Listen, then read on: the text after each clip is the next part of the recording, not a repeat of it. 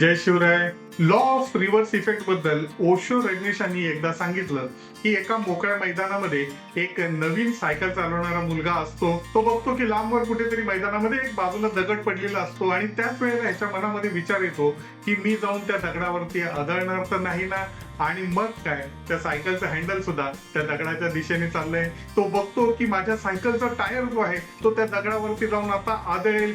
सायकलचा वेग सुद्धा वाढतो आणि तो सुद्धा त्या दगडाच्या दिशेने जायला लागतो आणि काही सेकंदामध्ये हा नवशिक्या त्या दगडावरती जाऊन आदळतो आणि पडतो.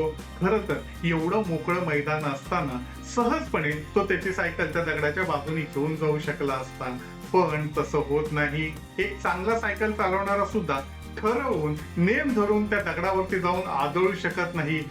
जे एका सराईत व्यक्तीला सुद्धा जमू शकत नाही ते एका नवशिक्याला सहजपणे जमलं.